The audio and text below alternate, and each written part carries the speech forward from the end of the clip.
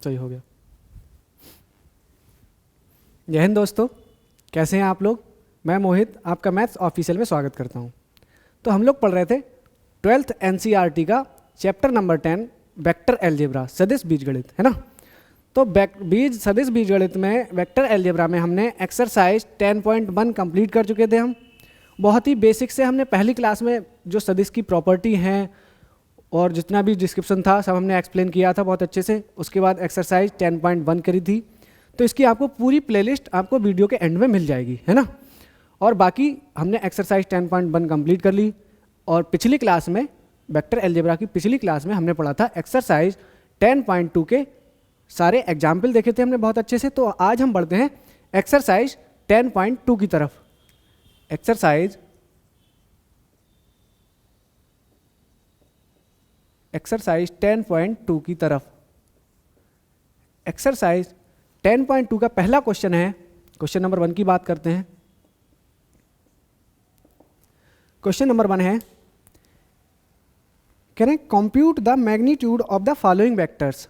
Question number 1 कह रहा है compute the magnitude of the following vectors, और मैं वेक्टर यहाँ पर नोट कर रहा हूँ, उसके हमको मैग्नीट्यूड निकालना है ना। इनका रिजल्टेंट परिमाण निकालना है हमको, इन वेक्टर्स का, इन सदिश का परिमाण निकालना है। तो मैं यहाँ पर नोट कर रहा हूँ, वेक्टर ए दिया है i प्लस जे प्लस के, वेक्टर बी दिया है 2i माइनस 7j प्लस नहीं माइनस 3k, प्लस नहीं माइनस है। और वेक्टर सी दिया है 1/√3i plus 1/√3j minus 1/√3k। ये 3 वेक्टर्स आपको दिए हैं और हमसे इसका मैग्नीट्यूड रिजल्टेंट मतलब परिमाण पूछा है। इन सदिशों के हमसे परिमाण पूछे हैं। तो मैंने आपको बताया था सदिशों का परिमाण कैसे निकालते हैं। अगर कोई सदिश होता है a xi plus yj plus zk, अगर कोई ये सदिश a है तो इसका जो परिमाण निकालते हैं हम, रिजल्टेंट निकालते हैं, वो निकालते थे मैग्नीट्यूड ऑफ a। इसको बोलते हैं a का, वेक्टर a का परिमाण। वो होता है रूट के अंदर स्क्वायर रूट i के कोफिशिएंट का स्क्वायर, j के कोफिशिएंट का स्क्वायर प्लस k के कोफिशिएंट का स्क्वायर। तो ये बनता है x square plus y square plus z square. तो इसी तरह से हम इन तीनों के रिजल्टेंट निकालते हैं। देखो क्या आते हैं, ये देखते हैं हम।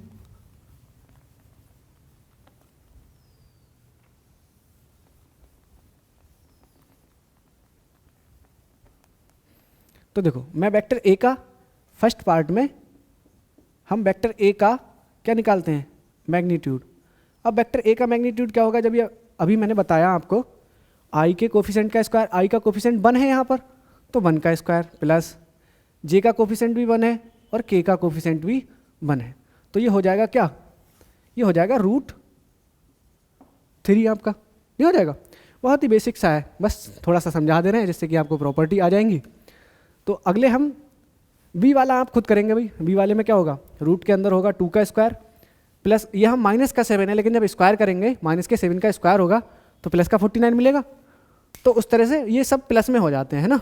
तो ये वाला आप करेंगे, मैं सी वाला बताता हूँ आपको। थर्ड पार्ट है वेक्टर सी का, हमको निकालना है रिजल्टेंट, है ना। तो वेक्टर सी का क्या होगा, देखते हैं भाई।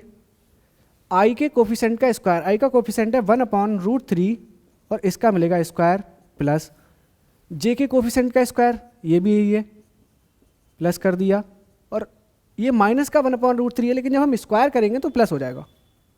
तो यहाँ बनेगा प्लस का 1/√3 का स्क्वायर, ठीक है। तो इसको देखो सॉल्व करते हैं, देखो क्या मिलता है।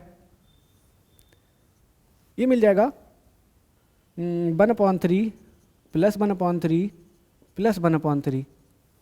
तो ये क्या होता है भाई, 1/3 1/3 1/3, ये होगा 1, नहीं होगा। तो इसका मैग्नीट्यूड क्या होगा, 1, मैग्नीट्यूड ऑफ सी। क्योंकि जब इसको ऐड करेंगे हम तो मिलेगा 3/3, नहीं मिलेगा। तो 3/3 क्या होता है, 1 होता है। चाहे तो यहाँ लिख भी दो। 3/3, तो 3/3 क्या मिलेगा 1, तो इस तरह से इसका मैग्नीट्यूड हो जाएगा 1। ठीक है, तो ये बहुत ही छोटी किस्म के है ना, बहुत ही भद्दे क्वेश्चन थे, तो ये हमने इनके मैग्नीट्यूड निकाले। हम बढ़ते हैं अगले क्वेश्चन की तरफ।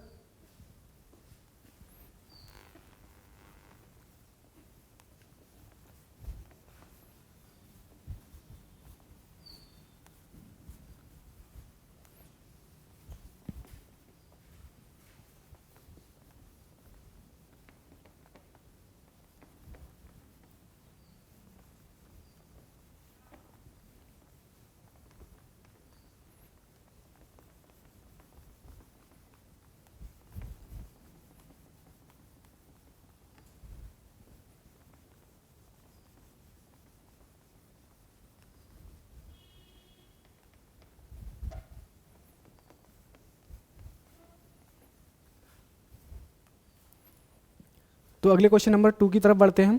क्वेश्चन नंबर 2 है, क्वेश्चन नंबर 2 कह रहा है हमको write two different vectors having same magnitude. हमको दो डिफरेंट वेक्टर्स लिखने हैं जिनका मैग्नीट्यूड कैसा हो, सेम होना चाहिए। भाई अब मैंने आपको बताया था कि दो वेक्टर इक्वल तभी होते हैं जब उनके कंपोनेंट सेम हो, है ना भाई, करस्पॉन्डिंग एलिमेंट कंपोनेंट सेम होने चाहिए। तो अब यहां पर क्वेश्चन नंबर 2 में हमसे बोला है हमको दो ऐसे वेक्टर लिखने हैं जिनके मैग्नीट्यूड तो सेम होने चाहिए और वेक्टर अलग अलग होने चाहिए, है ना। तो यहां पर लिखते हैं लेट,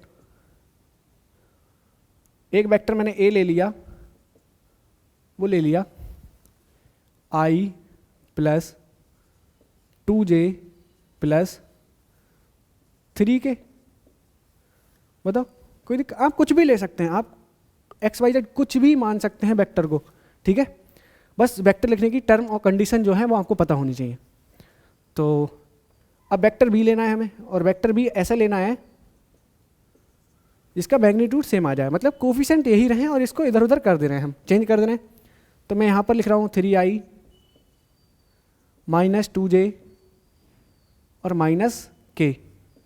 बताओ कोई दिक्कत, भाई दोनों अलग अलग हो गए, दोनों वेक्टर कैसे हैं, डिफरेंट हैं, दोनों वेक्टर डिफरेंट है ना। अब इनका मैग्नीट्यूड हमको कैसा दिखाना होगा, इक्वल दिखाना होगा। तो यहाँ से लिखेंगे now magnitude of A, magnitude of vector A, ये बनेगा रूट के अंदर 1 का स्क्वायर प्लस 2 का स्क्वायर प्लस 3 का स्क्वायर।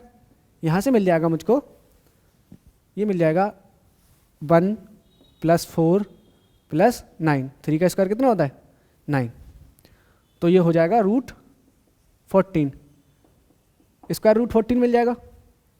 अब हमें निकालना है b का मैग्नीट्यूड, भाई b का मैग्नीट्यूड भी निकालते हैं। यहाँ से मिल जाएगा b का मैग्नीट्यूड 3 का स्क्वायर प्लस 2 का स्क्वायर 4, यहाँ लिख ही दे रहा हूँ, क्या लिख रहा हूँ 2 का स्क्वायर, 2 का स्क्वायर प्लस 1 का स्क्वायर। अब आप कहेंगे यहाँ तो माइनस है, यहाँ प्लस क्यों लिख दिया, है ना। तो मैंने बताया यहाँ पर माइनस का 2 कोफिशिएंट है इसका, लेकिन जब उसका स्क्वायर करेंगे तब तो प्लस हो जाएगा, नहीं हो जाएगा। तो इस तरह से ये प्लस हो जाता है। तो यहाँ से बनेगा 9 प्लस 4 प्लस 1, ये भी बन जाएगा कितना रूट 14।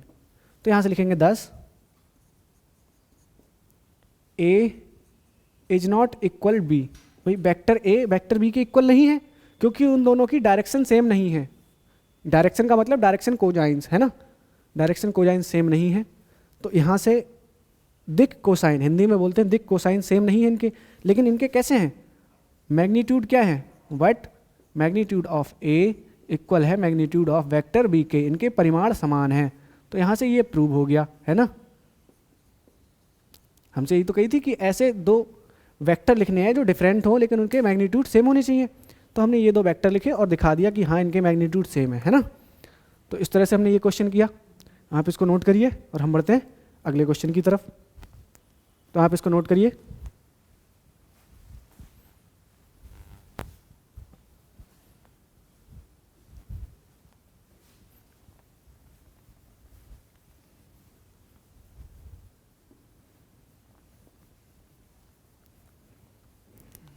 ठंड में जम जाता है, ये छूटना नहीं चाहता।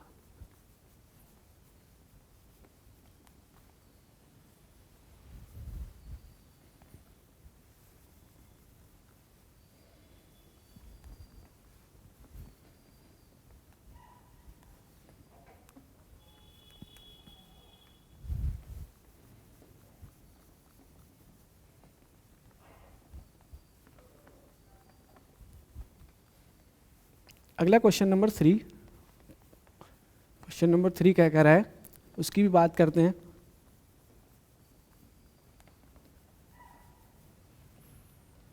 तो क्वेश्चन नंबर 3, क्वेश्चन नंबर 3 क्या कह रहा है वो देखते हैं। क्वेश्चन नंबर 3 कह रहा है write two different vectors having same direction.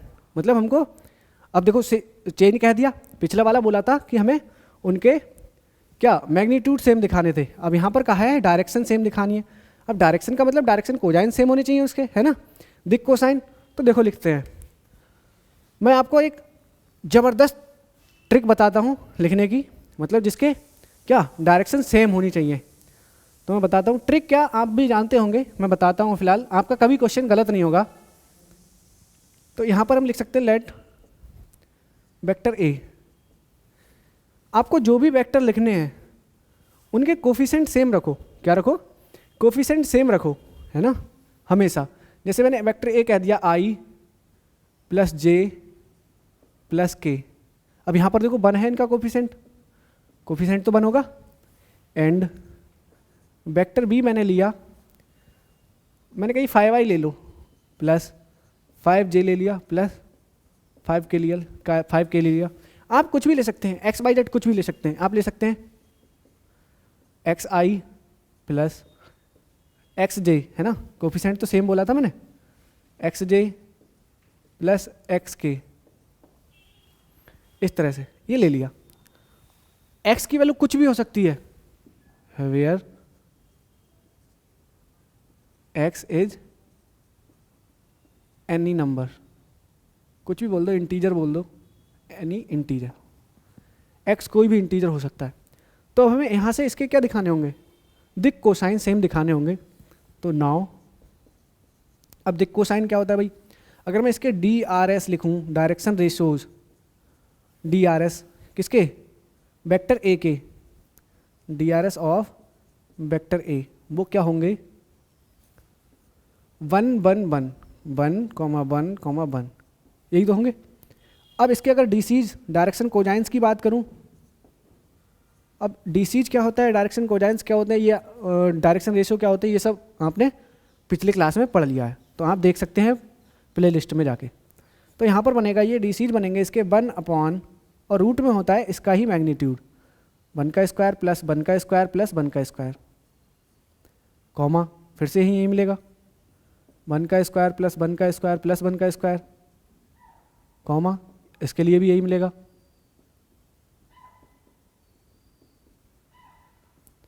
सही है, तो इसके डीसीज मिल जाएंगे हमको, ए के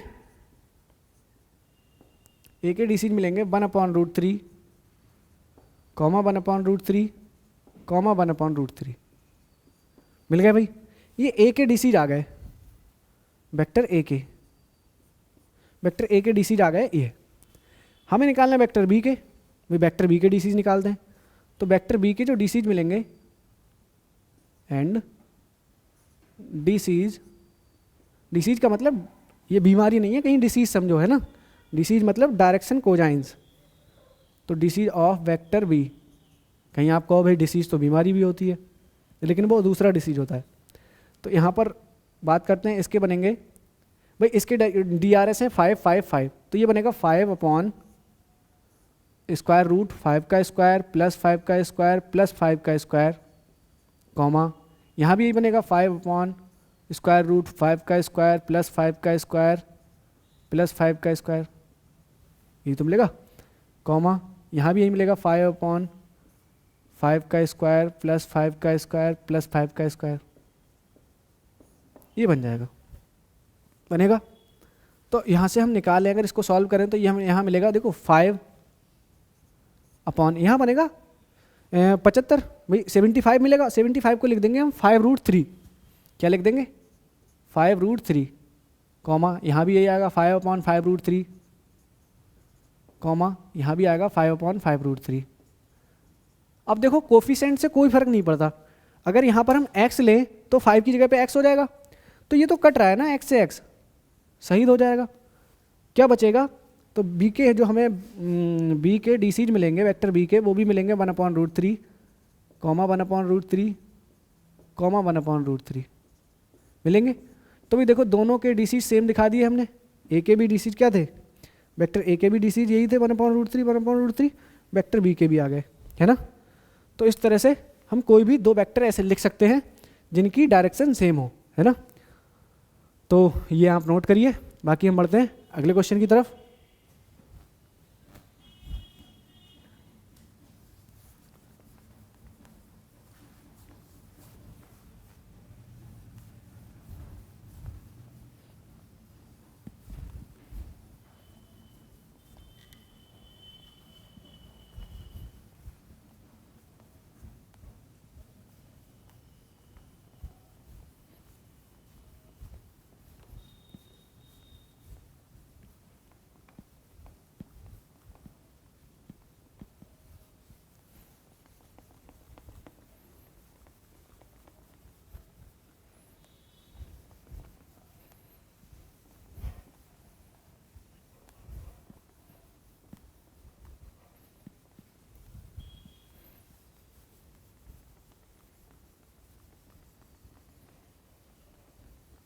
बहुत ही आसान चैप्टर है वेक्टर अलजेब्रा।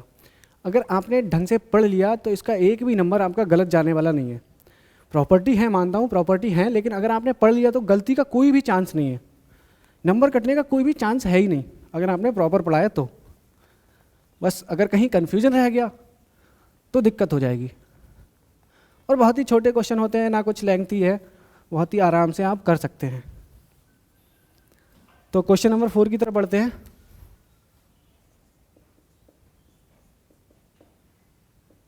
क्वेश्चन नंबर 4 देखो क्या कह रहा है। क्वेश्चन नंबर 4 है, कह रहे हैं find the values of x and y so that the vectors, यहाँ पर वेक्टर्स दिए हैं दो वेक्टर, वो इक्वल हैं। तो यहाँ से लिख रहा हूँ मैं, find the values of x and y so the vectors 2i + 3j। इसको मैंने एक वेक्टर मान लिया a, let vector a is equal 2i + 3j and vector b, ये कोई दूसरा वेक्टर दिया है xi + yj। अब दिया क्या है, यहाँ से लिखेंगे गिवन, हमको ये दिया है कि वेक्टर a जो है वो वेक्टर b के इक्वल है।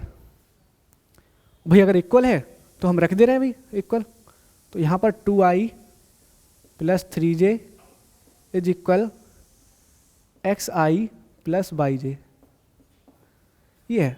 अब मैंने आपको बताया कि अगर इक्वल है तो भाई इसके जो करस्पॉन्डिंग एलिमेंट होते हैं वो इक्वल होते हैं, नहीं होते।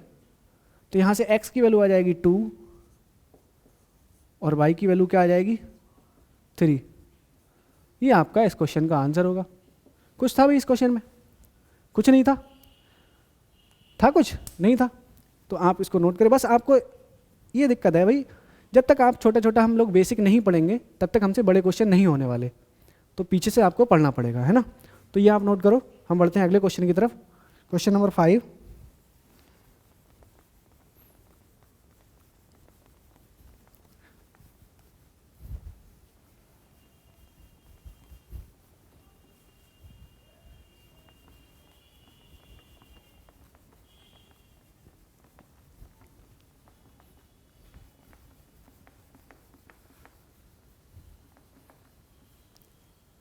देखो क्वेश्चन नंबर 5 कह रहा है, क्वेश्चन नंबर 5 कह रहा है find the scalar and vector component, find the scalar and vector component of the vector with initial point दिया है हमको।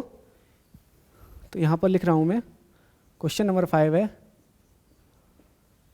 तो यहाँ पर हम लिख ले रहे हैं let initial point b p. जो इनिशियल पॉइंट दिया था प्रारंभिक बिंदु, हिंदी में बोलते हैं प्रारंभिक बिंदु, उसके हमने क्या मान लिया, P मान लिया। Let initial point of given vector, ऐसे लिख लो, initial point of given vector, initial point of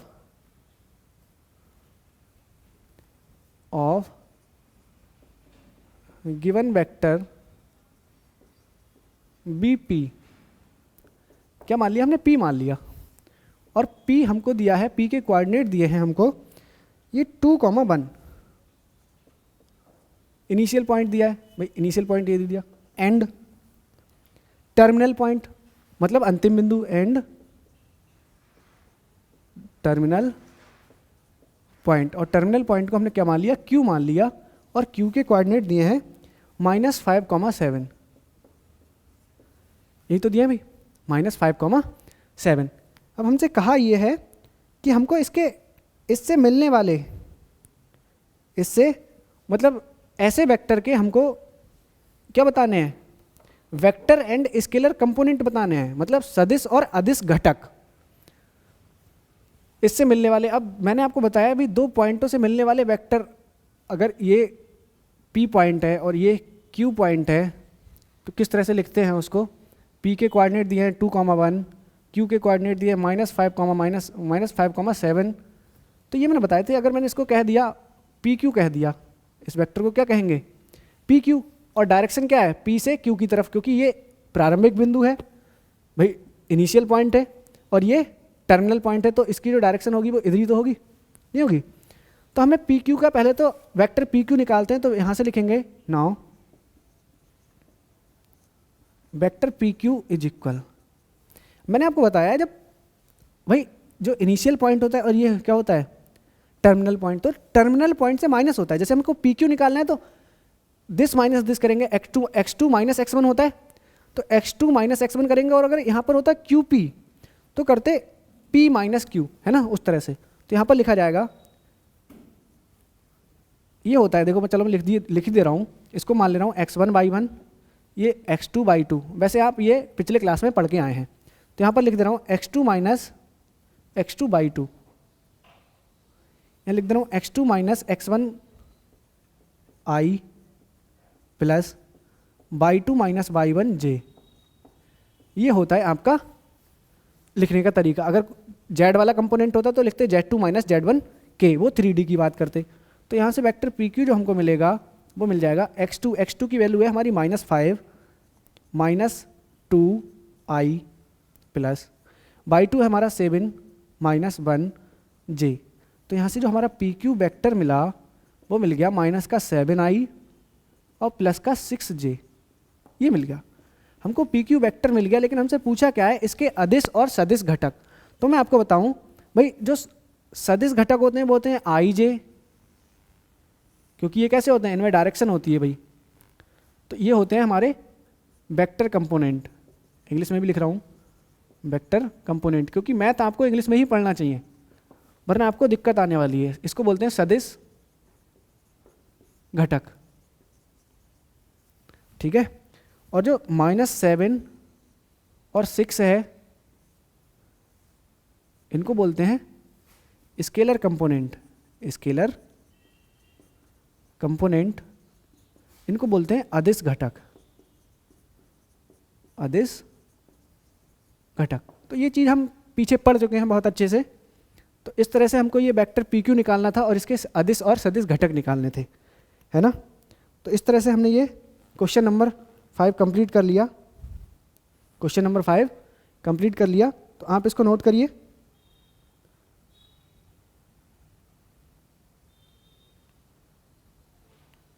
बाकी हम बढ़ते हैं क्वेश्चन नंबर 6 की तरफ।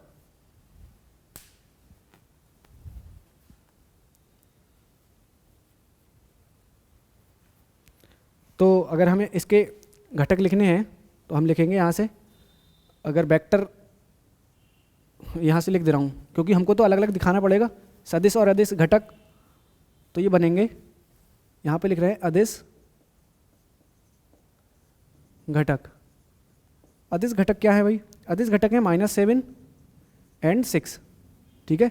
तो ये आपके अदिश घटक हो जाएंगे। और सदिश घटक की बात करें ये आंसर में आपको लिखना पड़ेगा।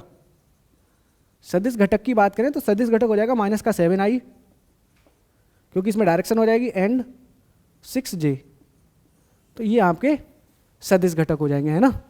तो इस तरह से आपको आंसर में लिखना पड़ेगा। बाकी हम बढ़ते हैं क्वेश्चन नंबर 6 की तरफ।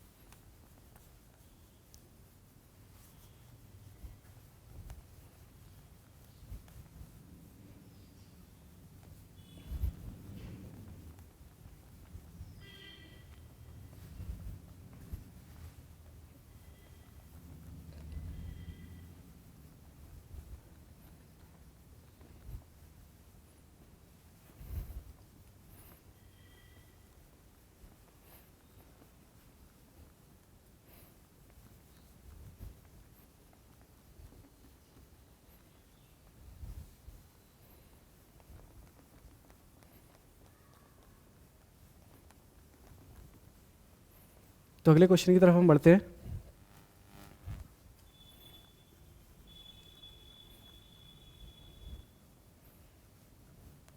अगला क्वेश्चन है क्वेश्चन नंबर 6। क्वेश्चन नंबर 6 है, कह रहे हैं find the sum of the vectors. Vector दिए हैं हमको, 3 वेक्टर दिए हैं ए बी सी। तो क्वेश्चन नंबर है 6, बहुत ही आसान है क्वेश्चन नंबर 6। हमको निकालना है find the sum of vectors, और गिवन है तो वेक्टर्स दिए हैं ए बी और सी, ये वेक्टर दिए हैं। बहुत आसान है, बस करा रहे हैं। i-2j प्लस के, i-2j प्लस के। वैसे आप ये कर सकते हैं, सारे क्वेश्चन आप कर सकते थे पिछली वाली वीडियो देख के। -2i plus 4j plus 5k, और वेक्टर सी दिया है i-6j माइनस 7k। तो इस तरह से ये दिया है, हमको इसका क्या निकालना है, सम निकालना है। बहुत आसान है, तो यहाँ से लिख रहे हैं नाउ हमको निकालना है vector a plus vector b plus vector c. तो इनकी वैल्यू लगा देंगे, भाई हमें क्या फ़र्क पड़ता है। एक ही जगह दिया है i-2j प्लस के प्लस बी की वैल्यू लगा देंगे -2i plus 4j plus 5k plus सी की वैल्यू लगा देंगे i-6j और -7k, इस तरह से। तो a प्लस बी प्लस सी ये हमारा जो मिल जाएगा सम ऑफ वेक्टर, इसको मैं k वेक्टर कह दूं, इसको मैंने k मान लिया है ना। a प्लस बी प्लस सी को मैंने क्या मान लिया, k मान लिया। आप कुछ भी मान सकते हैं। तो यहाँ पर देखो i वाला कंपोनेंट i के साथ जुड़ता है, तो यहाँ से बनेगा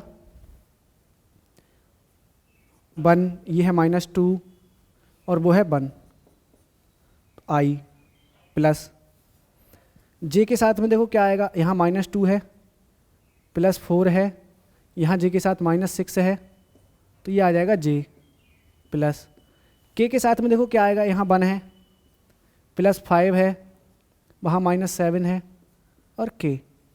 तो इस तरह से ये बनेगा k वेक्टर जो हमारा सम ऑफ गिवन वेक्टर्स जो आएगा वो आएगा हमारा, ये तो कैंसिल हो जाएगा 0i को हम छोड़ भी सकते हैं भाई, नहीं लिखते हैं, 0 हो जाएगा। यहाँ से बनेगा -8 बनेगा और प्लस का 4 है तो ये बनेगा -4j। यहाँ पर बनेगा 5 और 1 6 में से 7 जाएगा, -7 अगर माइनस होगा तो -1 मिलेगा, तो -k। तो इस तरह से जो हमारा k वेक्टर आ जाएगा सम ऑफ गिवन वेक्टर वो आ जाएगा -4j -k। तो ये आपका आंसर होगा इस तरह से, है ना। तो ये कर सकते थे हम बहुत आराम से, तो आप इसको नोट करिए। हम बढ़ते हैं अगले क्वेश्चन की तरफ। क्वेश्चन नंबर 7 है,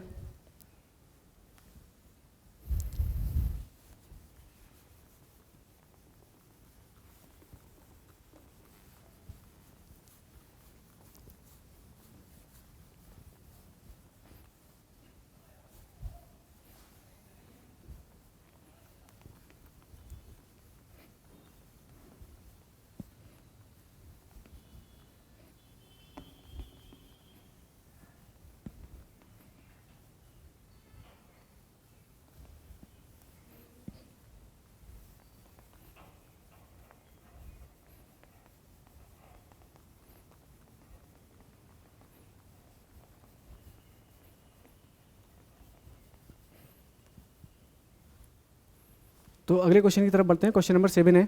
क्वेश्चन नंबर 7 कह रहा है फाइंड द यूनिट वेक्टर। हमको क्या निकालना है? Unit vector. और यूनिट वेक्टर के बारे में हम पिछली क्लास में बहुत अच्छे से पढ़ चुके हैं ना, तो यहाँ भी समझाऊंगा मैं। तो यहाँ पर दिया है find the unit vector in the direction of given vector A कोई वेक्टर दिया है। क्वेश्चन नंबर 7 है, अच्छा है। तो यहाँ से लिखेंगे गिवन वेक्टर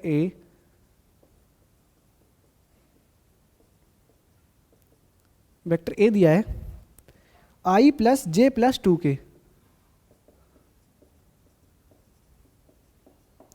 हमें इसके क्या निकालने हैं? इसके दिशा में इसके अनुदिश हमको क्या निकालना है? मात्रक सदिश, यूनिट वेक्टर है ना। यूनिट वेक्टर यहाँ पर लिखेंगे यूनिट वेक्टर अलोंग ए।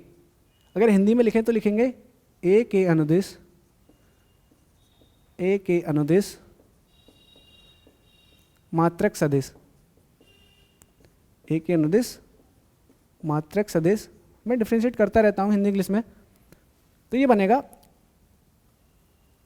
इसका जो सदिश होता है वो होता है ए के अनुदिश सदिश होता है। भाई ठंड बहुत है तो आज मैं बिल्कुल फिट होके आया हूँ टोपा उपा लगा के, तो आप लोग भी सही से रहें, है ना।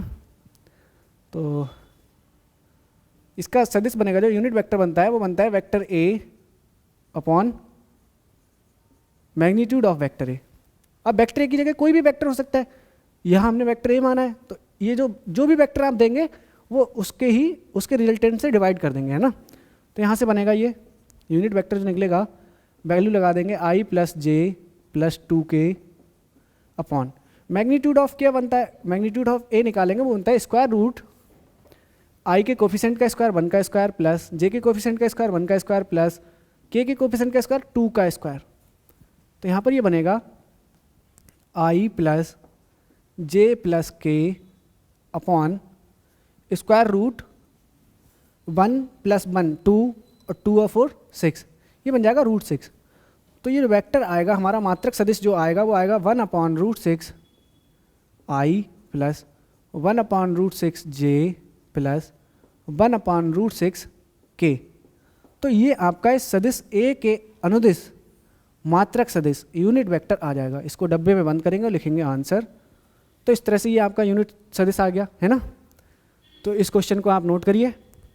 बाकी हम अगले क्वेश्चन की तरफ बढ़ते हैं। छोटे छोटे क्वेश्चन है ना, तो अगले क्वेश्चन की तरफ बढ़ते हैं। क्वेश्चन नंबर 8, इसको मैं साफ करता हूँ।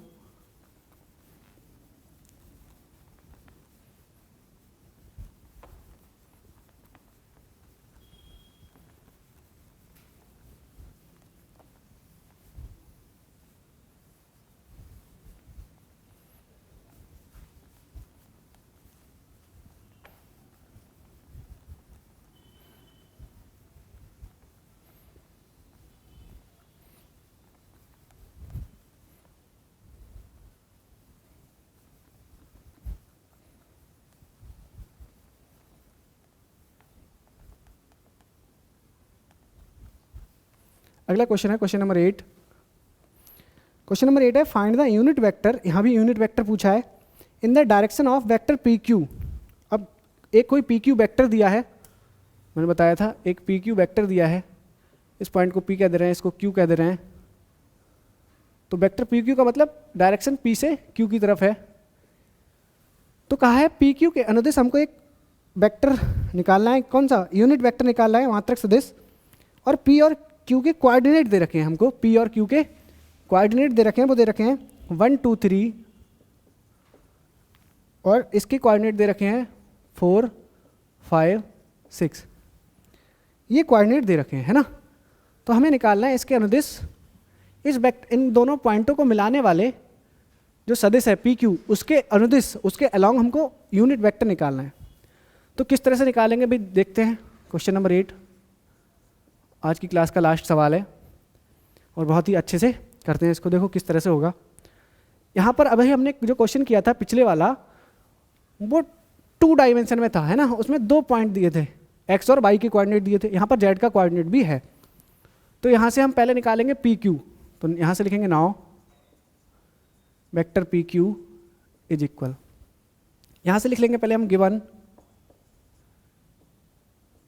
पी के कोऑर्डिनेट दिए हैं हमको 1 2 3, ये मैंने फिगर में लिख ही दिया है फिलहाल, फिर भी लिखना पड़ेगा आपको एग्जाम में। क्यू इज इक्वल दिया है 4 5 6, तो ये तो फिगर आप अलग बना लेंगे। तो इसको मिलाने वाला जो सदिश बनेगा पी क्यू, वो बनेगा x2 माइनस x1 i, अभी मैंने जो पिछला लिखवाया था, plus y2 minus y1 j plus z2 minus z1 k। इस तरह से बनेगा ये, है ना, इसी तरह से तो लिखवाया था। वैल्यू लगा देंगे भाई, ये होगा x1 y1 z1, ये होगा x2 y2 z2, है ना। तो यहाँ पर रखते हैं हम P Q, vector P Q जो हमको मिलेगा वो क्या मिलेगा, यहाँ वैल्यू लगाता हूँ x2 minus x1 4 minus 1 i plus 5 minus 2 j। ये वैल्यू मैं यहाँ से लगा रहा हूँ, आप कहीं सोचे कि वैल्यू कहाँ से लगा रहे हैं आप, तो मैं यहाँ से वैल्यू लगा रहा हूँ। प्लस z2 कितना है 6 माइनस 3 k। तो यहाँ से वेक्टर पी क्यू जो आएगा, वेक्टर पी क्यू आ जाएगा 3i plus 3j plus 3k। तो ये आपका पी क्यू वैक्टर आ गया, इसको मैंने इक्वेशन 1 कह दिया। हमको पी क्यू वैक्टर नहीं निकालना था, हमको निकालना था इस वेक्टर पी क्यू के अलोंग मात्रक सदिश निकालना था हमको, है ना। पी क्यू के अनुदिश मात्रक सदिश निकालना है, यूनिट वेक्टर निकालना था इस पी क्यू के अलोंग। तो अब हम निकालेंगे यूनिट वेक्टर, तो यहाँ से लिखेंगे इसलिए unit vector along P Q, along P Q. अब पी क्यू के अलोंग यूनिट वेक्टर क्या होगा, जो मैंने पिछला फार्मूला लिखवाया था वो होता है वेक्टर पी क्यू, क्या होता है वेक्टर पी क्यू और अपॉन में होता है इसका ही magnitude of vector P Q. यहाँ पर वैल्यू लगा देना है भाई, हम पी क्यू की वैल्यू दी है हमको 3i प्लस 3j, अच्छा क्वेश्चन है ये, आ जाता है प्लस 3k, 2 नंबर में पूछा जाता है। और अपॉन में इसका ही मैग्नीट्यूड निकलेगा, तो निकलेगा i के कोफिशिएंट का स्क्वायर 3 का स्क्वायर प्लस 3 का स्क्वायर प्लस 3 का स्क्वायर, ये तो आएगा। तो देखते हैं भाई क्या मिल जाएगा यहाँ से हमको, 3 अपॉन लिख ही दे रहा हूँ एक बार, 3i plus 3j plus 3k upon में आ जाएगा, यहाँ बनेगा देखो 9 प्लस 9 प्लस 9 27 बनेगा। 27 को लिख सकते हैं 3√3, बताओ भाई, नहीं लिख सकते, √27 को लिख सकते हैं 3√3। तो यहाँ से अगर हम लिखेंगे तो ये बनेगा, जो वेक्टर को लिखेंगे 3 अपॉन, ये 3 से 3 कैंसिल आउट हो जाएगा, है ना। अगर हम इसको अलग अलग तोड़ेंगे 3 अपॉन 3√3i, 3 से 3 कैंसिल, तो यहाँ बनेगा 1 upon √3i plus 1 upon √3j plus 1 upon √3k। ठीक है, तो ये हमारा इस क्वेश्चन का आंसर होगा, इस वेक्टर पी क्यू के अनुदिश जो आपका मात्रक सदिश होगा या unit vector along P Q, ये आपका निकलेगा 1 upon √3i plus 1 upon √3j plus 1 upon √3k। ठीक है, तो इस क्वेश्चन को आप नोट करिए। इस तरह से हमने इस क्लास में एक्सरसाइज 10.2 के 8 क्वेश्चन कंप्लीट कर चुके हैं, बहुत ही अच्छे से हम पढ़े हैं, है ना। जो आपको समझ ना आया हो तो आप पूछ सकते हैं कमेंट बॉक्स में, आपको अगली वीडियो में उसका पूरा प्रॉपर सॉल्यूशन मिलेगा, है ना। तो इस तरह से हम बढ़ते हुए आगे के क्वेश्चन करते हैं, कल मिलते हैं नेक्स्ट क्लास में, तब तक के लिए पढ़ते रहिए, धन्यवाद।